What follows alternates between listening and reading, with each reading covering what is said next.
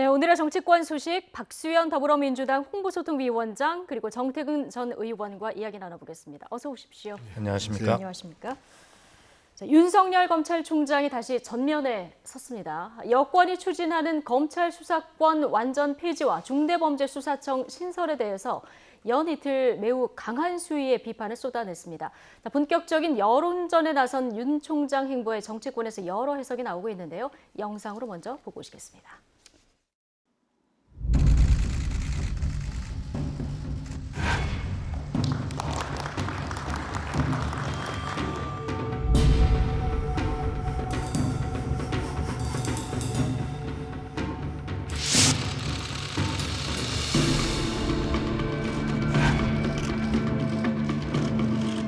식물총장이라는 표현도 나옵니다.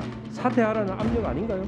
어떤 압력이 있더라도 제가 할 소임은 다 할 생각입니다.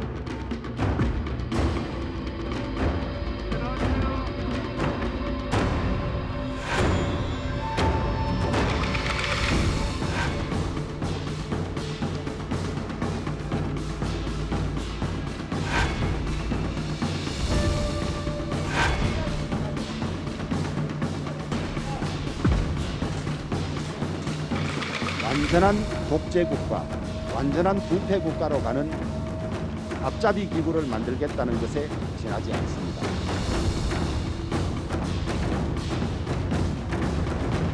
임기 불과 한 얼마 몇 개월 남겨놓지 않고 직을 건다라고 하면 그거는 우스운 일이라고 저는 보이고요.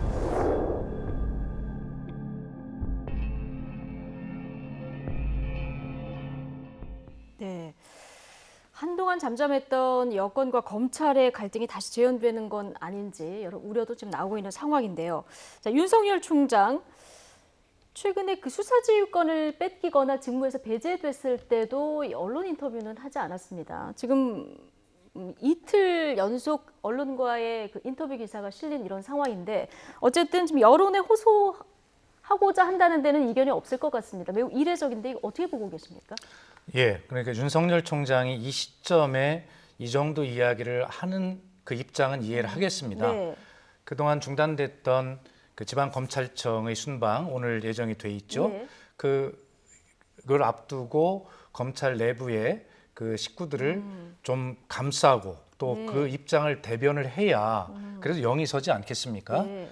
그런 입장은 충분히 이해를 하는데 저는 두 가지 측면에서 윤 총장께서 좀 고려를 해야 한다고 생각합니다. 첫째는 이 검찰총장이 어쨌든 이 검찰 개혁의 중요한 법과 제도의 개선 방향에 대한 이야기를 공식적으로 하는 것이거든요. 네네. 그렇다면 특정 언론과의 인터뷰를 통해서 해야 되는 것이 아니라 이 문제는 정말 정식으로 기자회견을 하셔서 본인과 검찰의 입장을 수렴해서 말씀하시고 예. 또 그 입장을 국회에 나와서 국회 과정에서 검찰의 의견을 관철을 하고 반영하기 위해서 하는 정상적 절차로 노력을 해야 되는데 우선 이런 형식 자체가 잘못된 것입니다. 그리고 또 하나는 지금 민주당에서 추진하는 이 수사 기소권의 분리가 어떤 것도 정해진 것도 없고 어떤 것도 아직 확정된 것이 없어요. 이제 논의를 시작하는 단계입니다. 예. 그런데 마치 이것이 결론이 난 단계에 있는 것처럼 예단하시고 그걸 전제로 지금 말씀하고 계시거든요. 그렇기 네. 때문에 이 두 가지 측면에서 윤석열 총장은 어떤 뜻인지는 모르지만 얘기하는 입장은 이해가 되지만 그 형식과 내용에서 좀 과다하게 예단했고 형식이 예. 좀 잘못됐다라고 예. 하는 지적을 하고 예, 싶습니다. 그러니까 특정 언론과의 인터뷰를 한 부분, 그다음에 논의를 시작하는 단계에서 지금 그렇습니다. 인터뷰를 한 것이 적절하지 않았다 이런 의견을 주셨는데 어떻게 보고 계십니까? 그러면 좀 민주당이 진작에 윤석열 총장을 좀 국회로 부르지 그러셨어요. 사실은 윤석열 총장은 부르면 언제든지 나가겠다는 자세 아니에요. 근데 지금 추진하고 있는 소위 중대범죄수사청이라는 것은 당초에 검찰, 경찰의 수사권 조정안에도 없었던 계획이었거든요. 네. 그것을 특히나 최근에 들어서 이제 이 원전 비리와 관련해 가지고 경제성 조작과 관련해서 백용구 산자부 장관에 대한 영장이 청구된 직후에 급속히 진행되고 있는 것이거든요. 예.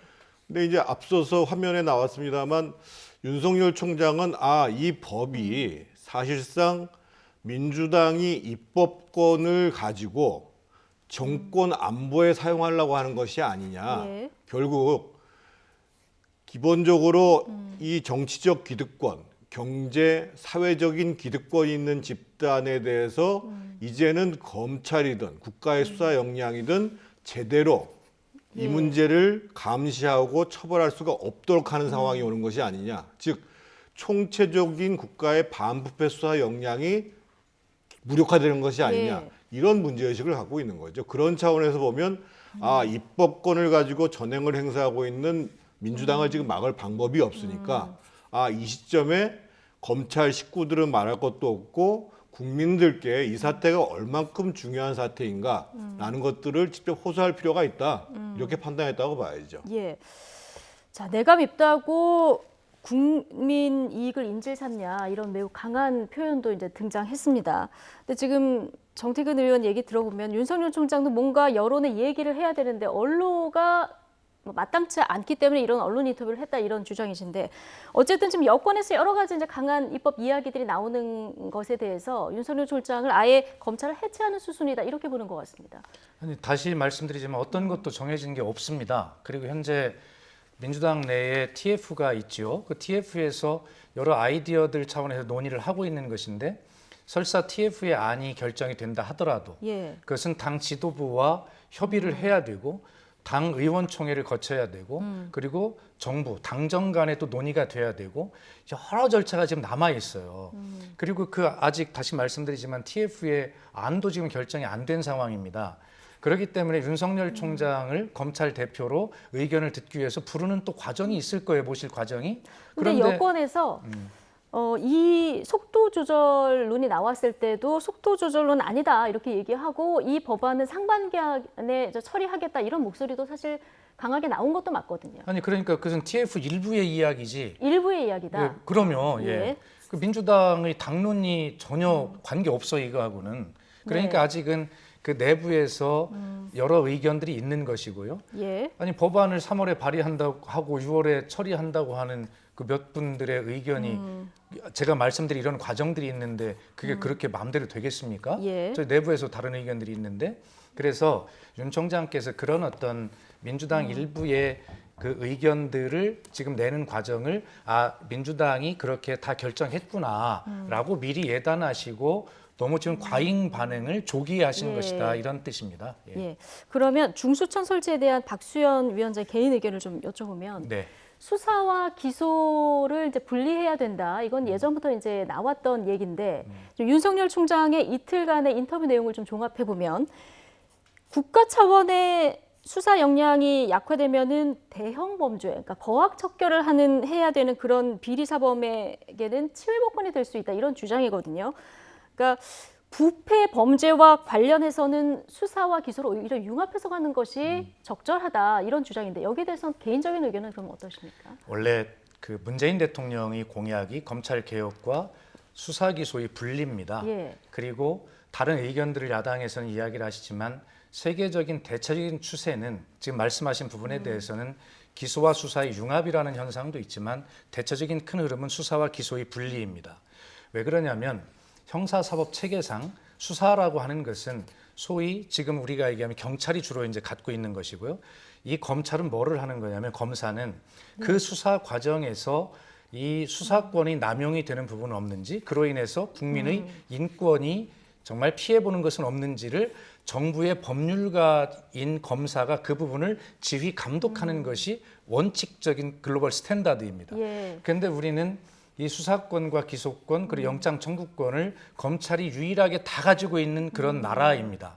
그렇기 때문에 이것을 분리하는 큰 방향은 갔는데 민주당도 대통령 공약이긴 하지만 그러나 지금 검경 수사권 1차로 조정이 됐지 않습니까? 예. 그럼 나머지 6대 범죄는 검찰이 현재 남겨놨는데 이것을 그럼 언제 어떻게 어디까지 이걸 분리해낼 거냐라는 걸 지금 논의를 하고 있는 과정이라고 늘 말씀을 제가 드리고 있거든요. 예. 그래서 지금 지적하신 대로 저희들도 그런 윤 총장도 이제 그런 제안을 한 것 아닙니까? 네. 그렇게 나날이 전문화되고 진흥화되는 이런 부분들에서는 공소 유지가 힘든 부분이 있으니 기소와 수사가 융합될 부분은 어디까지고 네. 이런 부분들을 서로 의견을 나누자는 것이거든요. 예. 민주당이 아예 얘기하듯이 6대 범죄마저도 수사권을 다 박탈한다고 하는데 박탈하겠다라고 그런 것을 정한 적이 없습니다. 아, 그러면 지금 민주당에서는 수사와 기소를 완전히 이제 분리하겠다, 이건 당론이 아닌 거고요. 당연히 수사와 그렇습니다. 기소를 필요하면 융합할 수 있는 부분이 어디까지인가 얼마든지 논의할 수 있다, 이런 입장이신 건가요? 지금 당의 입장도 그렇고 오늘 박범계 장관도 윤 총장의 제안은 아주 무겁게 들어야 한다라고 이야기를 하지 않습니까? 네. 기본적으로 좋은 제도를 만들어내는데 우리가 한 번도 가보지 않은 새로운 경험들을 하잖아요. 어떻게 정답이 있을 수 예. 있겠어요? 그러니까 여러 단위의 의견들을 듣는 것은 너무나 당연하고, 그러니까 청와대가 국회 입법 과정을 존중해서 말씀해달라고 하는 것이 바로 그런 이야기거든요.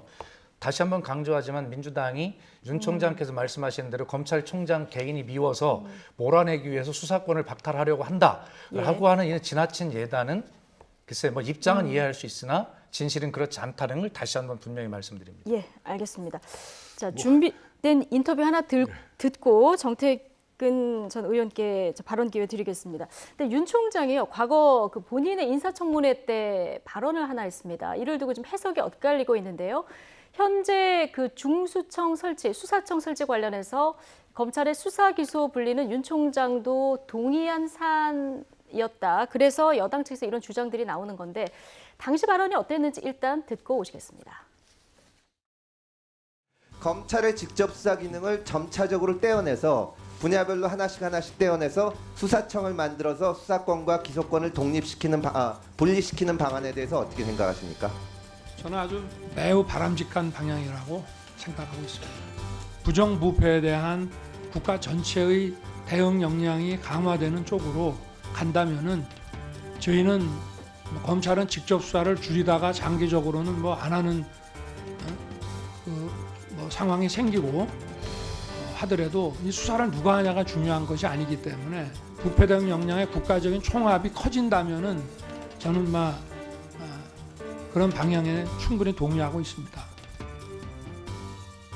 자, 지금 들으신 이 발언이 본인의 인사청문회 때 했었던 발언입니다.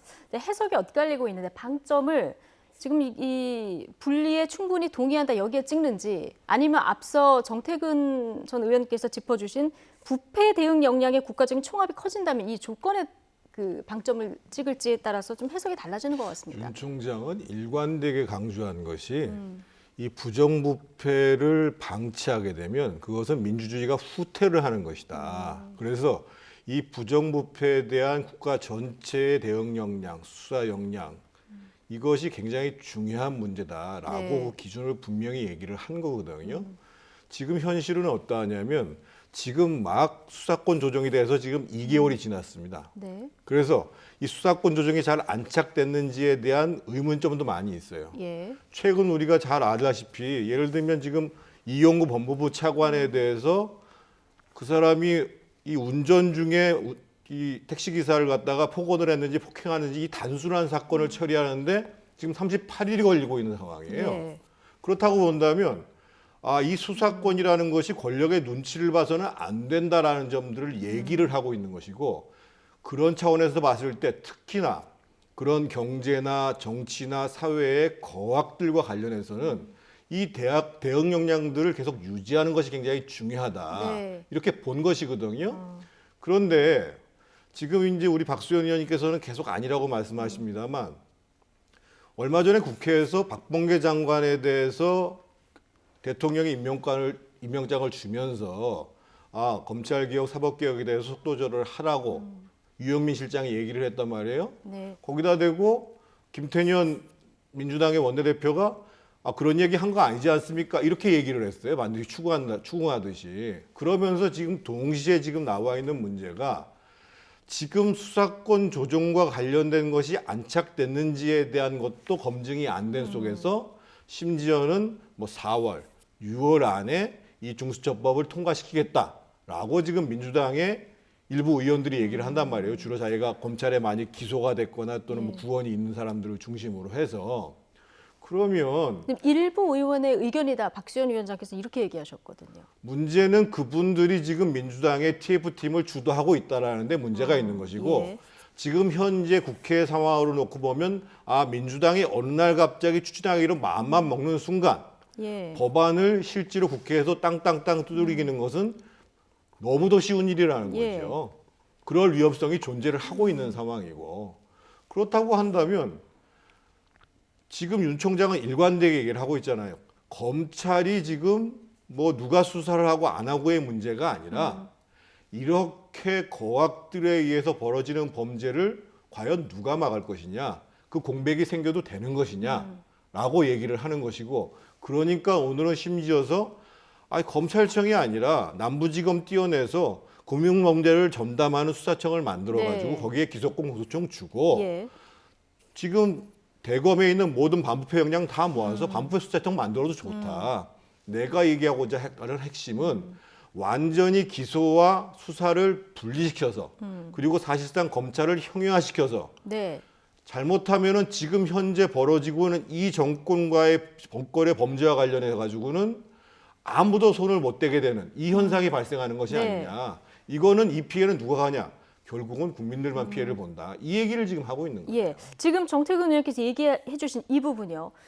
검찰 권한 남용이 우려가 된다면 지금 반부패부 뛰어가서 반부패 수사검찰청 만들고, 남부지검이 잘했었던 걸 뛰어가서 금융수사검찰청 만들고, 공안부 또 따로 그 검찰총장 관할 밖으로 해서 뭐 안보수사검찰청 만들고, 이렇게 쪼개더라도 국가의 수사 대응력을 약화시키면 안 된다, 이런 주장이거든요. 이런 부분도 앞서 당론으로 정해진 게 아니라고 말씀하셨기 때문에 충분히 앞으로 검토될 수 있는 부분입니까? 그럼요. 지금 문재인 정부에 들어와서 문무일 검찰총장 시절에 이 검찰 개혁과 관련해서 제안한 내용이 뭐냐면 그 마약범죄 조직 수사청을 법무부 안에 만들자. 그리고 금융증권범죄수사청을 기재부 안에 만들자. 그다음에 의약식품수사청을 복지부 안에 만들자. 이 수사청을 3개를 따로 떼어서 만들자고 제안한 게 문재인 정부 검찰이 제안한 겁니다. 네. 지금 윤석열 총장이 처음 이야기하는 게 아니에요. 그리고 문재인 대통령도 박범계 장관이 임명장을 받던 날 했던 이야기는 2가지인데 아까 말씀하신 대로 조정된 수사권의 안착이라는 것과 예. 반부패 수사 역량이 후퇴가 안 된다. 대통령도 2가지를 정확하게 지적하고 있는 것이거든요. 이것이 민주당의 방향과 다를 리가 없어요. 그렇기 때문에 이런 모든 제도들을 함께 놓고 고민을 테이블에 올려놓고 같이 하자는 것이 지금 저의 주장이고 그것이 저희 당의 입장이라는 예. 것인데 왜 자꾸 결론이 난 것처럼 이야기를 하냐라고 예. 하는 것이거든요. 예. 근데 지금 가지만 당론이 좀- 아니라고 얘기를 하시지만 네. 일부의 의견에 이렇게 얘기를 하시지만은 사실 조금 전에 지적해 주셨듯이 TF를 주도하는 의원들이 그 일부 의원들의 목소리가 강하기 때문에 한쪽에서는 또 야당에서는 이런 우려의 목소리도 나오는데. 아니 그러니까 예. 그 결론이 어떻게 날지는 저도 모르겠어요. 수사 기소권을 완전히 분리해서 그야말로 박탈을 완전히 한쪽으로 결론이 날지 아니면 기소와 수사가 융합돼야 될 필요성이 있는 그런 부분들에 대해서는 뭐 그렇게 하는 거 결론이 날지 예. 그건 저도 모릅니다. 예, 아직은. 예. 그런데 지금 이제 TF를 주도하는 의원들이라고 말씀하시는데 누가 주도권을 가지고 있는 건 아니죠. 그런 건 아니고요. 당연히 아까 말씀드린 대로 당 지도부의 보고, 그다음에 당정 협의, 의원 총회의 결론, 여러 가지 우리 당 구성원들이 많은 그 의견 수렴 과정이 있고, 그다음에 지금 검찰 주요한 당사자인 검찰의 의견을 당연히 듣고 토론하는 자리도 당연히 있을 것이니까 너무 그렇게 뭐 이렇게 단정적으로 그걸 전제로 이야기하는 것은 계속 말씀드리지만 옳지 않다. 예. 제가 박수현 의원님 말씀은 믿겠습니다. 민주당 말을 믿을 수가 없는 게요. 작년 정말 금융범죄가 아주 상상하기 어려운 금융범죄가 그걸 달았잖아요. 그게 네. 대표적인 게 라임 옵티머스 사건이에요. 그렇습니다. 근데 추미애 장관이 들어서서 제일 처음에 한 게 뭐예요? 금융 범죄 합수단에 대해서 해체를 해버렸잖아요, 기본적으로. 누구나가 다 앞으로 이렇게 고도한 금융사기들이 발생될 것을 예상하고 있고 일부 정권이 관련됐다고 얘기하는 얘기가 나오는 순간 그것을 전문적으로 수사하던 조직을 없애버렸어요. 지금 예를 들면 김학의 전 차관 출금 금지와 관련해 가지고 지금 친정부적 검사들에 대해서 지금 수사가 진행되고 있어요. 그래서 차기원 본부장에 대해서는 영장이 청구됐고 이성윤 지검장에 대해서 지금 출두하라고 얘기를 하는데 이분들이 지금 뭐라고 얘기를 해요? 우리 지금 검찰에 가서 수사받기 싫다. 공수처 가서 받겠다 이렇게 얘기를 해요. 지금 공수처에 지금 수사관이 있어요? 수사검사가 있어요? 없잖아요. 그러면 기본적으로 큰 범죄가 벌어졌는데 내가 지금 권력의 공백을 틈타가지고 난 피해가도 돼. 이게 이제까지 예. 소위 민주당에서 해왔던 일이었단 말이에요. 기본적으로. 그렇다고 한다면 지금 아무것도 결정되지 않았으니까 믿을 수가 없다. 이렇게 얘기할 것이 아니라 과거에 우리가 이 검찰개혁이라는 허울 아래에서 뭘 잘못했는지 국민에게 고백을 해야죠. 그러면 제가 반론하겠습니다. 이 말씀을 드릴 생각은 없었는데, 자, 검찰 개혁을 왜 해야 되는지, 지금 김학의 출국 금지 사건에 대한 예를 들으셨어요. 그렇다면 김학의 차관이 별장에서 성접대를 받고 성폭력 의혹을 받을 때 그것을 해결하지 않은 것, 그렇게 높은 수사력을 가지고 있고 그런 반부패를 근절하기 위해서 검찰의 수사력이 필요하다고 검찰이 주장하려면 그 제 식구를 감쌌던 그 흑역사를 도대체 뭘로 설명할 겁니까? 그 과정에서 정말 어떻게 보호받지 못한 국민의 인권과 국민의 권리는 누가 보호할 겁니까? 그렇기 때문에 검찰도 지금 자기들 입장에서 그런 논리만 주장할 것이 아니라 지금까지 인권보호기관으로서 검찰은 충분한 역할을 했는가, 제 식구를 감싼 적은 없는가 라고 하는 자기 반성도 함께 있어야 된다는 것이죠. 그래야 균형 있는 권리도 갖고 의무도 갖는 것 아니겠습니까? 예. 그런데 지금 윤석열 총장은 정말 그런 겁니다. 술 접대를 받은 검사들, 증거 인멸 다 했어요, 검사들이. 그런데도 그것에 대해서 사과하지 않고 지금 권리만 주장하고 있는 겁니다. 이런 국민의 시각도 있는 거예요, 의원님. 예. 한 말씀만 드리면요. 예, 짧게요. 지금 울산 선거 개입 사건 관련해서 지금 1년째 재판이 진행되고 있지 않습니다. 사법부조차도 친정부 대법원장이 임명되니까 법원 판사들의 임기를 마구잡이로 늘려가지고 소위 친정부 판사라고 하는 사람이 조국 장관에 대한 재판을 마구잡이로 끌고 있어요. 이런 문제가 현실에 벌어지고 있는데 오늘 정세균 총리가 잘 얘기를 했어요. 윤석열 총장에 예. 대해서 왜 제 눈에 돌보를 안 보냐고. 민주당이야말로 문재인 정부야말로 과거에 김학의 차관의 문제를 가지고 검찰개혁 얘기를 하기 전에 지금 본인들이 벌어지고 있는 본인들이 자행한 여러 가지 부패와 잘못에 대해서 예. 왜 솔직하게 고백하지 않고 왜 그것을 수사하면 검찰이 잘못한 것처럼 탓을 하냔 말이에요. 예, 좀 속도를 좀 내야 돼서요.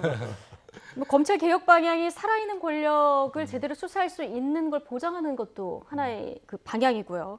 무소불위 검찰 힘을 빼는 것도 방향이라서 이 사이에서 좀 충돌하는 지점도 나오는 것 같습니다. 어쨌든 지금 검찰 개혁 작업은 진행 중이고요.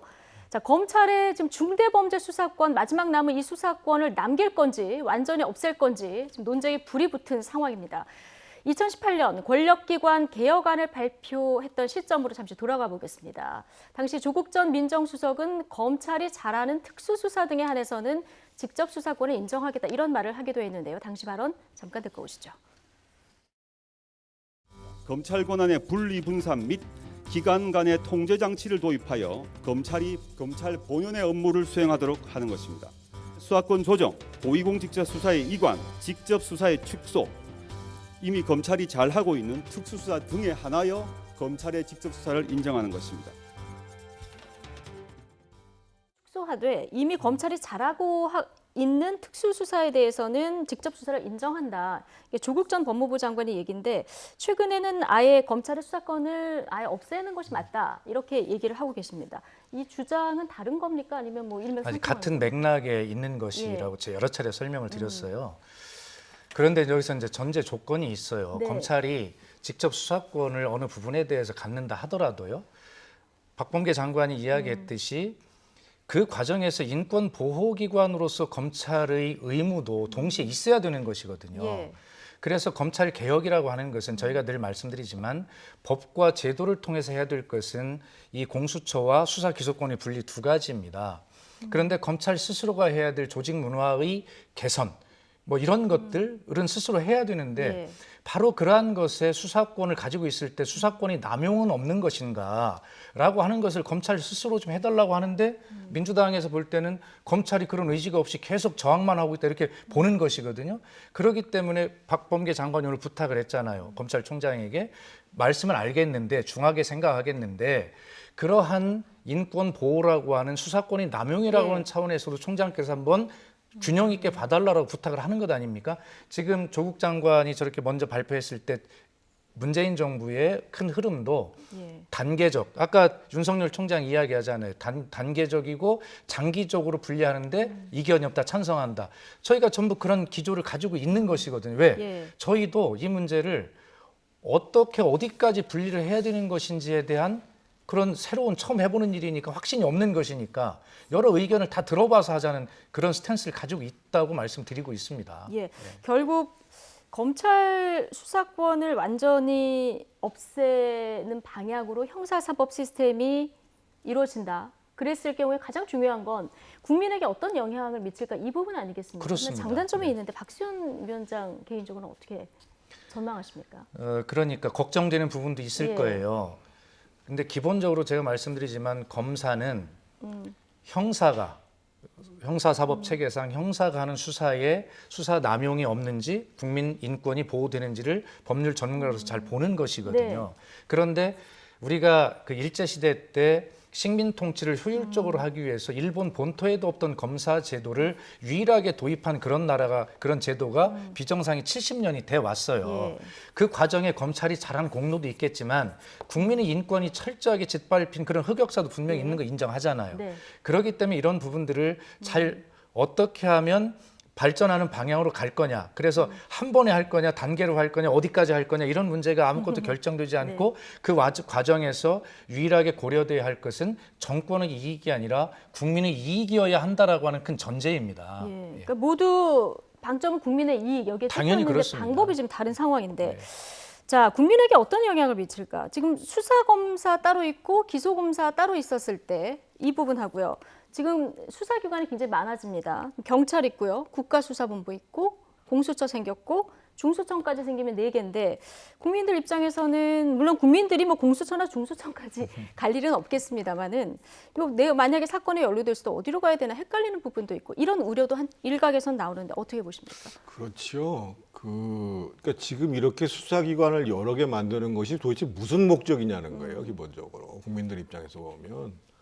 예를 들면 국민들 입장에서 보면 중대 범죄가 벌어지거나 대형 참사가 벌어지면 그것을 제대로 수사하는 게 중요해요. 특히 금융범죄의 피해자 같은 경우는 굉장히 많아요. 그러면 국민들 입장에서 보면 나의 피해를 막아줄 수 있는 가장 제대로 수사할 수 있는 힘이 어디 있는가? 이게 중요한 문제이지. 지금 민주당이나 뭐 정부에서 생각하는 여러 가지 복잡한 정치적 고려 이거 생각하지 않는다는 거예요. 지금 우리 박 의원님이 계속 인권 말씀하시는데 전 정부의 적폐 수사를 할 때 그때는 왜 인권을 안 따져요? 왜 인권을 선택적으로 적용하죠? 전 정부 적폐 수사할 때는 이 검찰이 사람들이 극단적인 선택을 하도록 만들었잖아요. 기본적으로. 그때는 수사 잘한다고 얘기한 거 아니에요.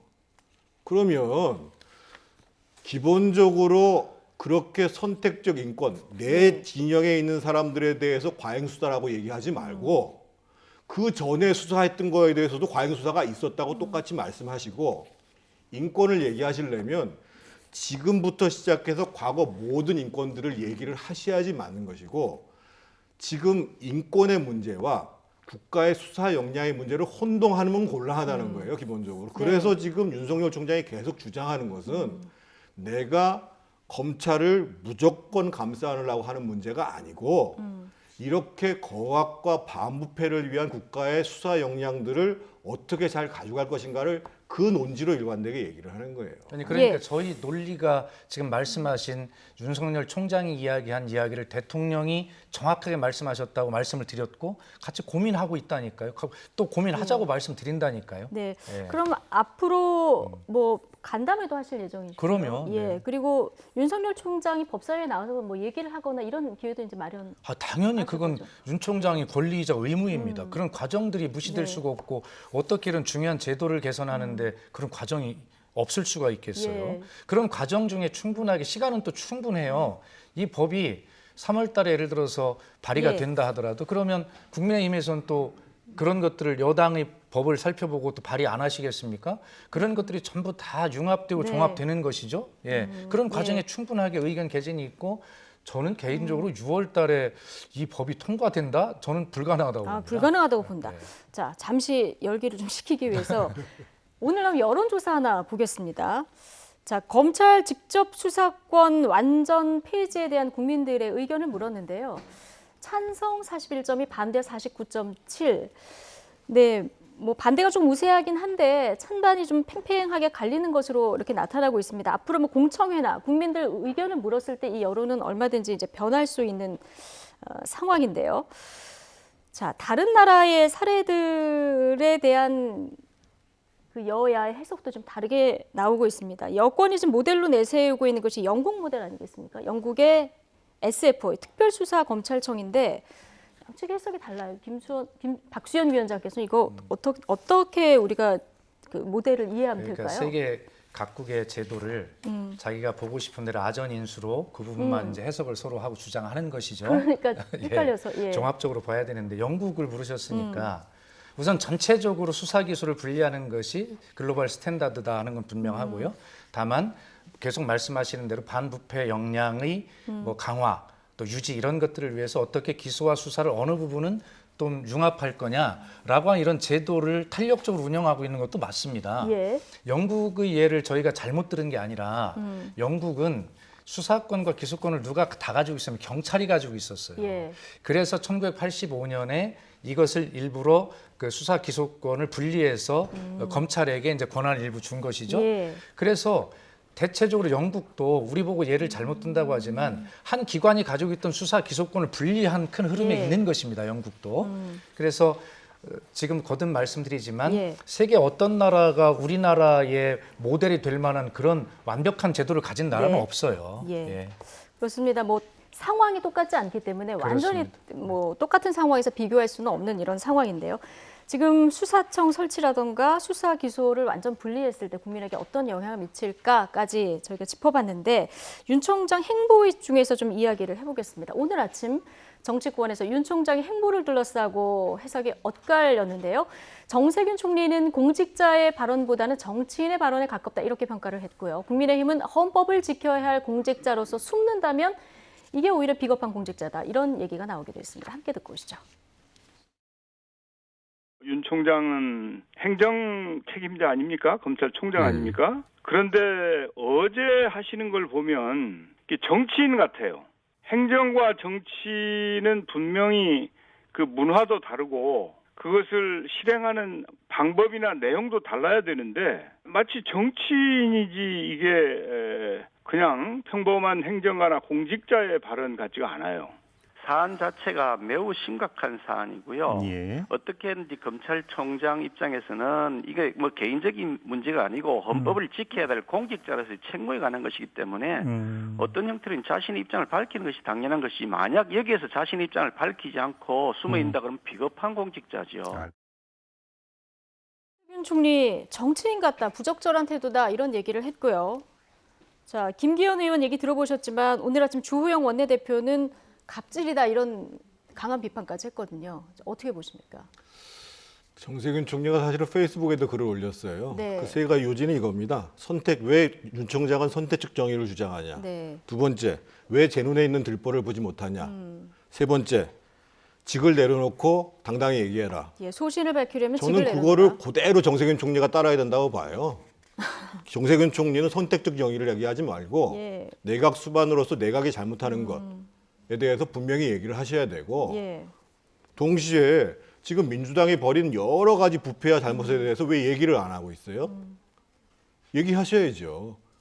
이걸 얘기 못 하시면 총리는 직을 내려놓고 저 얘기를 하셔야 해요. 정치 여의도로 돌아오셔가지고. 예. 그 김종인 비대위원장이 얼마 전에 별의 순간이란 말을 하지 않았습니까? 네. 어제 기자들이 윤 총장의 작심 발언이 별의 순간이냐 이렇게 묻는 질문이 있었는데 별의 순간을 잡으려고 하는 모양이다 이런 얘기를 했거든요. 윤석열 총장의 행보, 정치 색깔이 좀 있다고 보십니까? 저는 정확하게 윤석열 총장이 별의 시간을 만들고 있다. 개인적으로 만들고 있다. 예, 그렇게 생각을 예. 합니다. 그 근거는 네. 지금 이 검찰개혁 수사기소권의 분리와 관련한 민주당이 어떤 것도 결정하는 것도 없고 함께 논의할 절차와 시간이 충분하며 예. 그럼에도 불구하고 마치 모든 것을 다 결론 난 것처럼 결론을 내려놓고 그것을 지켜주실 것은 국민 여러분밖에 없다라고 예. 국민을 지칭했습니다. 그리고 민주주의 후퇴, 헌법 유린, 법치주의 말살과 같은 정치인과 같은 발언을 했어요. 그것은 예단입니다. 그런데 왜 이 시점에 예단을 했을까? 이미 본인의 정치를 시작했다. 저는 그렇게 봅니다. 예, 알겠습니다. 윤석열 총장 오늘 오후 2시에 대구고검, 대구지검 방문을 하는데 아마 아무 말 안 하고 들어가지는 않을 것 같습니다. 오늘 어떤 얘기가 나오는지 이 부분도 좀 주목해서 보기로 하고요.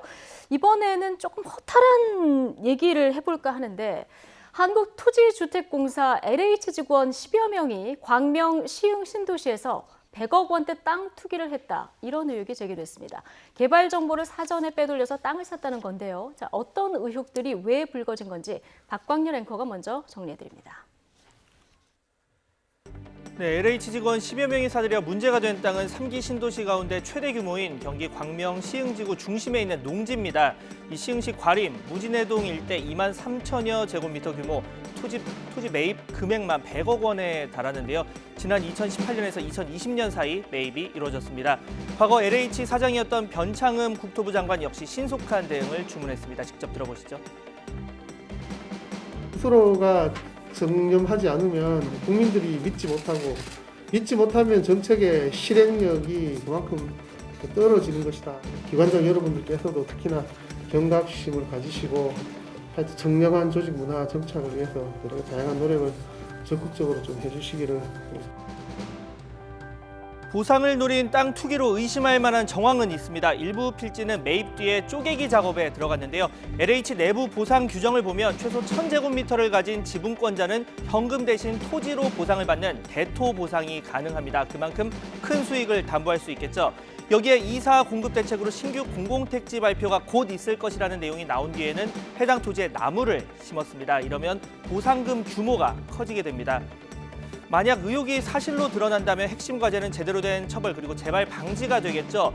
이 공공주택특별법을 보면 업무 중 알게 된 정보를 목적 외로 사용하거나 또 타인에게 누설한 행위에 대해서 5년 이하의 징역 또는 5천만 원 이하 벌금에 처하도록 하고 있습니다. 미공개 정보를 이용했느냐가 중요한데요.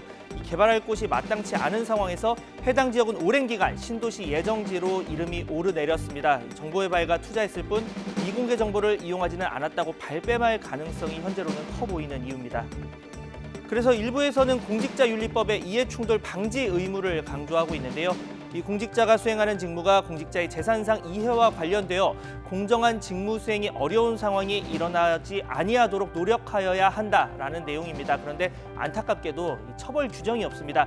대통령이나 국회의원, 검사, 4급 이상 공무원, 공기업 임원이나 감사 등은 이 재산 등록 의무 대상자고 또 자산 거래 내역도 꼼꼼히 들여다보지만 일반 공기업 직원은 이에 포함되지 않는 겁니다. 자본시장법에서는 증시 상장 기업에 대해서 내부자가 미공개 중요 정보를 이용했을 경우에는 1년 이상의 징역 또는 실제 취득한 이익의 3배 또는 5배 이하의 벌금에 처하는 규정이 있는데 부동산 시장에서는 공사 직원 등 공직자들이 부동산 투기를 했을 때는 그에 대해서는 아무런 처벌 규정이 없습니다. 자본시장법에 준해서 엄하게 처벌하는 처벌 규정이 필요하다고 판단합니다. 네, 물론 윤리적 측면은 별개로 들여다봐야 합니다. 토지 보상을 담당하는 공기업 직원이 개발 예정지에서 대규모 토지 거래를 하는 게 적절한지 따져봐야 한다는 건데요. 특히 이번 거래에서 토지 매입 금액의 절반 이상은 여윳돈이 아닌 대출로 조달했습니다. 개발에 대한 확신이 없다면 감행하기 어려운 판단입니다. LH 내부에서도 윤리적 측면에서 문제가 있다는 목소리가 나오고 있습니다. 정책에 대한 국민 신뢰는 물론이고 성실하게 일하는 다수 직원의 사기 문제와도 직결된다는 건데요. LH 측은 사실관계 조사가 먼저라면서 관계기관 조사에 적극 협력하겠다는 입장을 밝혔는데 이 파장은 걷잡을 수 없이 커지고 있습니다. 네. 지금 집값 잡겠다고 정부에서 영끌 대책 내놓고 있는데 찬물을 끼얹는 소식이 아닐 수 없는데요. 지금 박광열 앵커 정리한 내용을 보면 미공개 정보를 입수해서 샀느냐 아직 이 관계는 밝혀야 되지만 나무도 심고요. 지분 쪼개기도 하고 지금 10명이 100억 투자했는데 58억이 빚이라고 합니다. 충분히 의혹을 가질 만한 부분인데 여당에서도 이거 엄중하게 보고 계시죠? 말하면 뭐 하겠습니까? 아까 앵커께서는 국민을 허탈하게 한 일이 발생했다 말씀하셨는데 이건 허탈이 아니라 분노지요. 분노. 네. 그리고 이 국민과 서민의 무주택 서민의 이 고통을 외면하는 것이고 그것을 어떻게든지 해보려고 하는 이 정권이 존립마저도 흔드는 신뢰를 깨트린 아주 중대 범죄입니다. 그리고 지금 말씀하신 대로 지분 쪼개기, 나무 입식, 보상 업무를 하는 사람들이 이런 일을 했다.